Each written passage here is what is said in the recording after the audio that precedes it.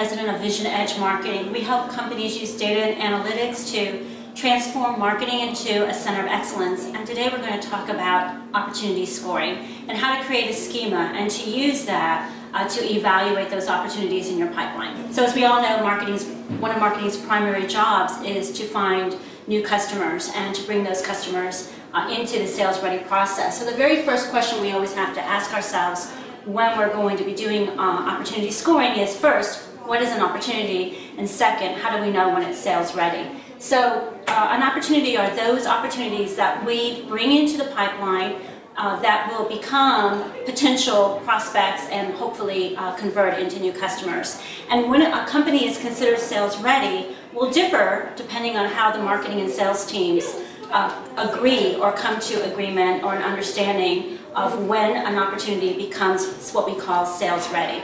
And for some companies that might be as early as marketing identifying, hey, there's a fish swimming in our waters, to something much later in the customer buying process to, hey, there's a fish and it's on the hook.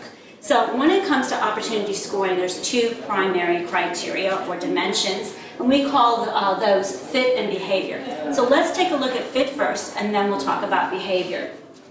So fit really is asking yourself, what are the key questions that we have that help us discern or identify an opportunity that we believe is a best match for our company and our product. So we might set some criteria around, is it in the right market?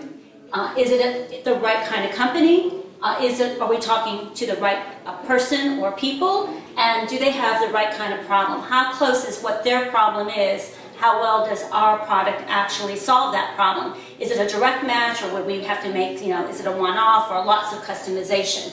So what would happen here is you would set some ranges. For example, back to the problem and product, if it's a right-on match, that might be worth some number of points. If it's something that's just a one-off but fairly easy to do, that might be worth less points. And then if it is, requiring a lot of customization, then that might be worth fewer points. The idea being you set these ranges and then you give those ranges each a point. And we recommend keeping your schema the same points. So 1 through 10, 1 through 5, however you want to do it. We kind of recommend more of a 1 through 10 approach. So if it's a right on, right? If it were right on, we might give that 10 points. If it's a one-off, that might be worth something like 7 points. And if it requires a lot of customization, depending on the degree of customization, maybe that's worth 3 points. If we're talking to the right person, exactly the person, the buyer and decision maker,